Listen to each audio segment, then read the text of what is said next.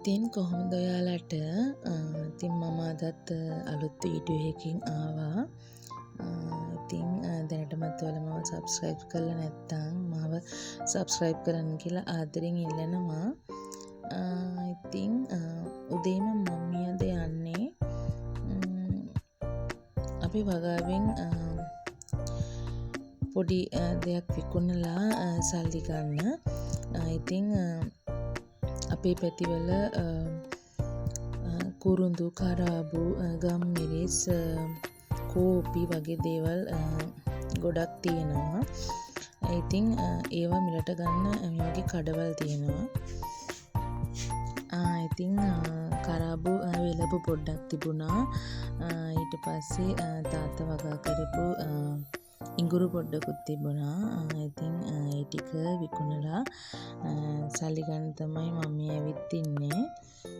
ඉතින් මෙතන ගොඩක් මේ වගේ කොළු බඩු ජාති මිලට ගන්නවා යාලා කඩේ. ඉතින් කරාබු නැටි වලට අපිට ලොකු මුදලක් හම්බ වෙනවා. සාමාන්‍යයෙන් කිලෝ එකක් වේලපු කරාබු නැටි දැන් යන්නේ 2600 700ට. ඉතින් අවුරුදු දෙකකට පාරක් වගේ තමයි කරාබු අපිට අස්සන්න ගන්න පුළුවන්. ඉතින් ඒ කාලේට මම අනිවාර්යෙන් වලට වීඩියෝ එක අරගෙන ඉන්නවා. ඉතින් මේ පාර අපිට කරාබු නැහැ. පොඩි ගස්වල පොඩ්ඩයි තිබුණේ. ඉතින් ඒවා තමයි මේ වේලලා අපි සල්ලි කරලා ගන්නෙ. ඉතින් මට යම්කිසි මුදලක් ඉතින් මේකෙන් හම්බුණා. ඉතින් මම අද පොලට යන්න තමයි මේ හදන්නේ. ඉතින් අපේ පැතිවල ගොඩක් අය මේ විදිහට තමයි කරන්නේ. එයාලා මේ වගේ අස්වනු හදාගෙන ඒක ඉතුරු කරගෙන තියාගන්නවා.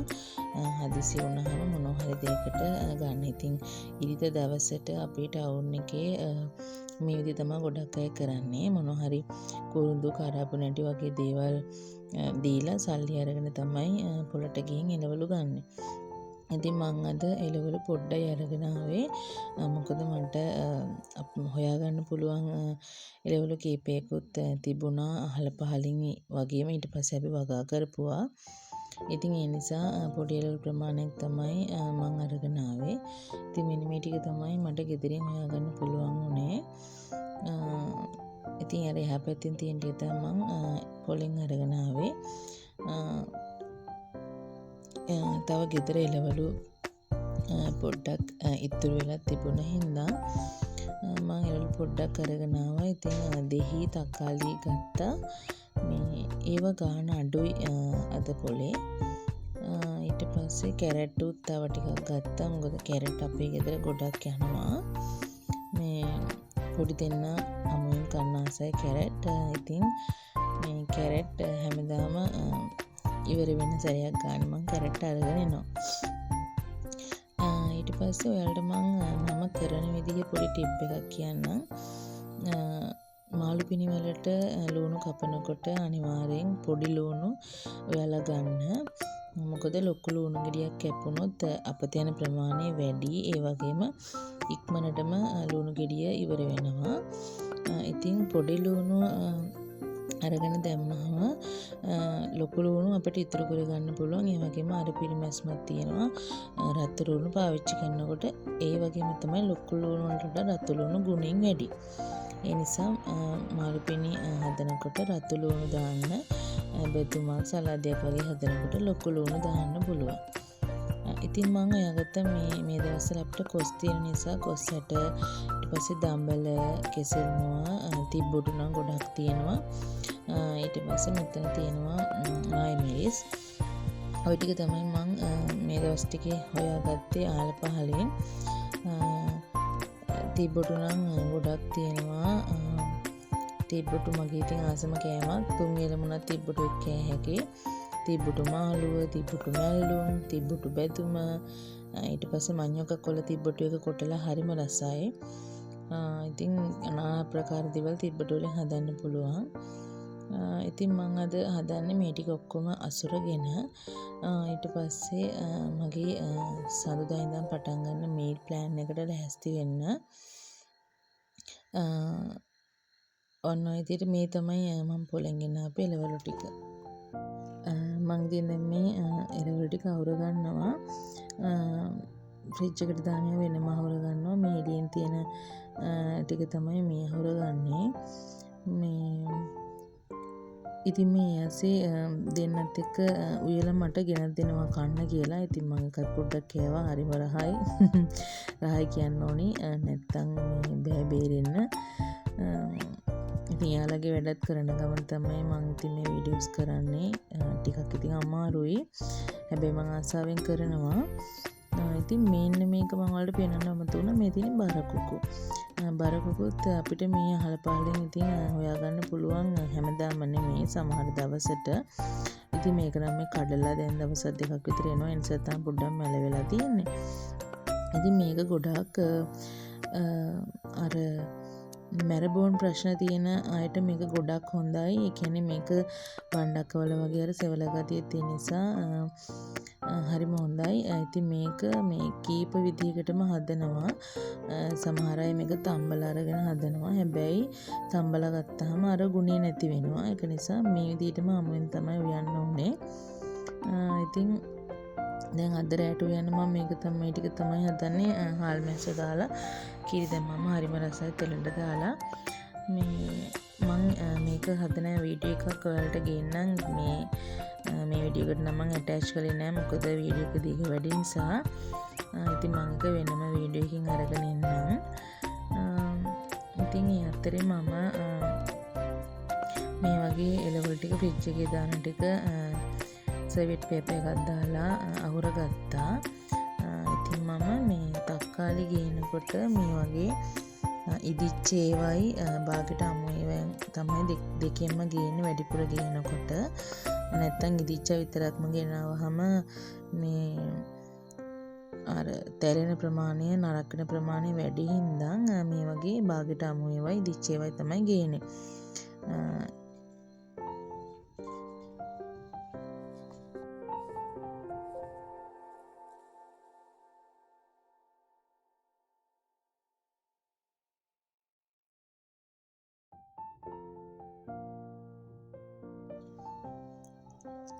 ඉතින් දෙහිත් මේ පාර ගාන අඩුවට තිබුණ හින්දා දෙහි මල්ලකුත් ගත්තා. ඉතින් මේ දෙහි මල්ල මෙතන ග්‍රෑම් 500කට කිට්ටු වෙන්න තියෙනවා.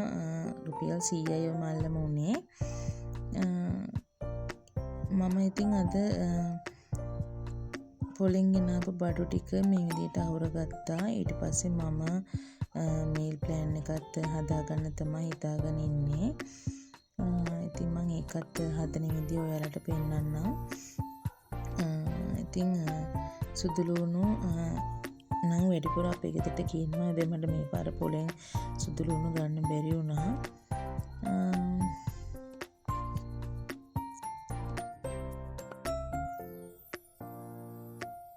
ඉතින් මම වලට ගිය පාර වීඩියෝ එකෙන් පෙන්නුවා කැරට් මම කල් තියාගන්නේ කොහොමද කියලා. ඉතින් මේ තියෙන සති එකමාරකට දෙකකට විතර කිට්ටු වෙන කැරට් ටික. ඉතින් මේ ටික තව නරක් වෙලා නැහැ. ඉතින් මම දැන් අලුතෙන් ගෙනාපු කැරට් ටිකත් මේ විදිහටම සුද්ධ කරලා දාගන්නවා.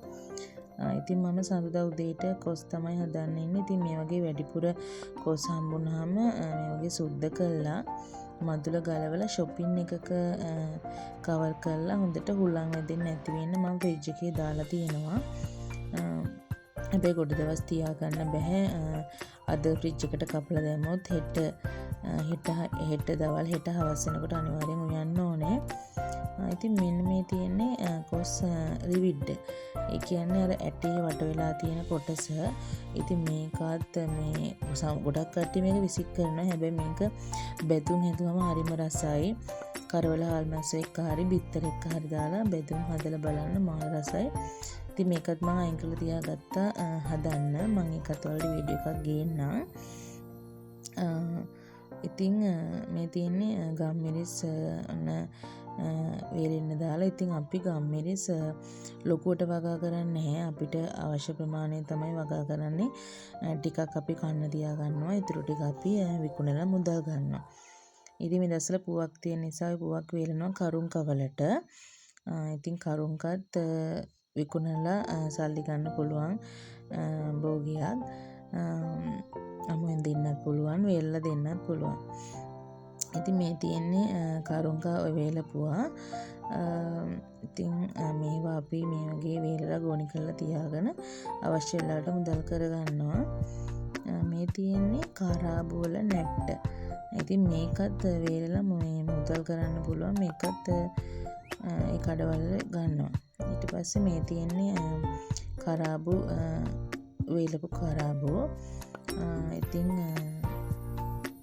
ඒ ටික තමයි ඉතින් මේ මම මේ පෙන්නන්නේ පොල්. ඉතින් මම පොල් රොඩු විසික් කරන්නේ නැහැ. වේලනවා. වේලලා ඒවා අපි තෙල් හිඳ ගන්නවා ආයෙ පාවිච්චි කරන්න.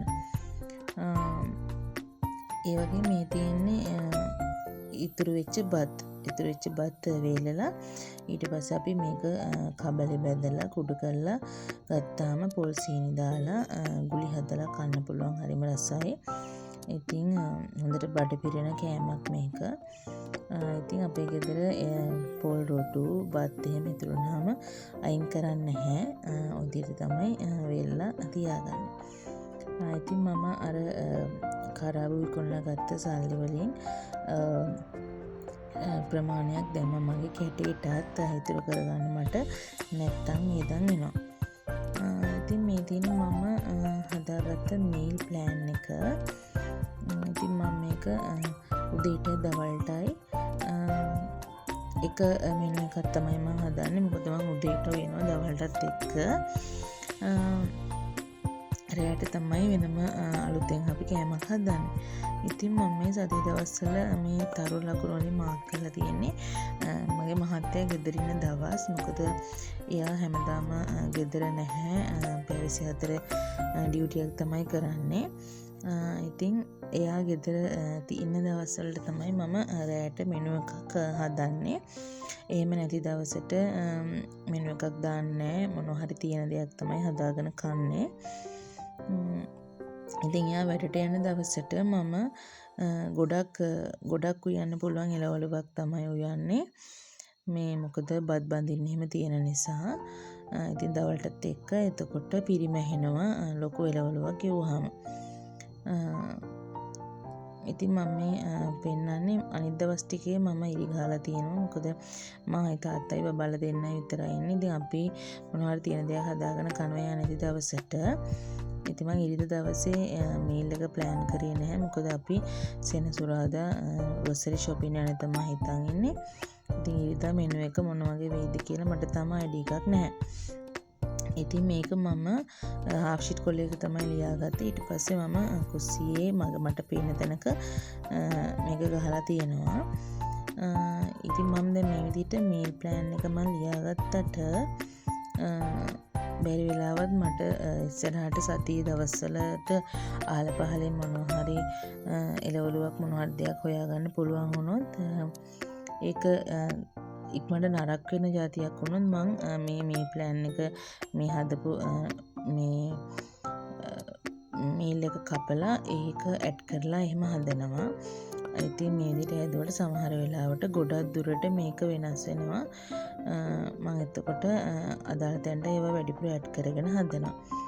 ඉතින් මේ විදිහට තමයි මේ මගේ මීල් ප්ලෑන් එක හදන්නේ. මොකද දැන් බබාගේ මොන්ටිසෝරියටත් මට කෑම හදන්න අවශ්‍ය නැහැ. මොකද මොන්ටිසෝරි හරහා කෑම දෙන නිසා. ඉතින් එයාට වෙනම නැතිනම් සාමාන්‍ය දවසේ වෙනම හදන්න ඕනේ යාගේ කෑම එක.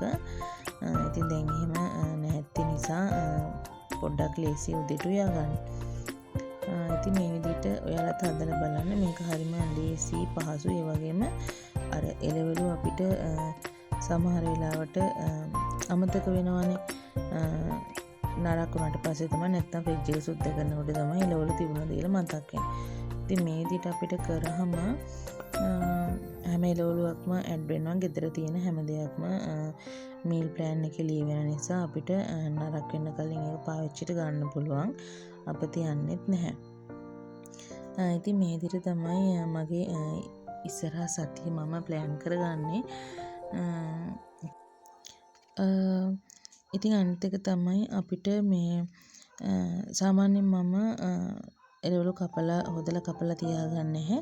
මේ මීල් ප්ලෑන් එක බලාගෙන පහුදාට ඕනි ටික අද රැයට තමයි මම ලැහැස්ති කරගන්නේ. ඉතින් මේ විදිහින් මට ලේසි. ඉතින් ඔයාලත් කරලා බලන්න. මේක හරිම පහසු වැඩක්. ඒ වගේම ලේසි වැඩක්. අපිට උදේට වැඩ ටික කරගන්න ගොඩක් පහසු වෙනවා මේ මීල් ප්ලෑන් එක. ඉතින් මේ විදිහට තමයි මගේ ඉදිරි සතිය මම සැලසුම් කරගත්තේ උයන පියන වැඩවලින්. ඉතින් ඔයාලටත් මේ වීඩියෝ එකකින් පොඩි හරි ගන්න දෙයක් තිබුණා නම් මට කමෙන්ට් එකක් දාන්න. ඒක මට ලොකු සතුටක්. ඉතින් තවත් වීඩියෝ එකකින් ආයෙත් දවසක එන්නම්. හැමෝම සතුටින් පරිස්සමින් ඉන්න.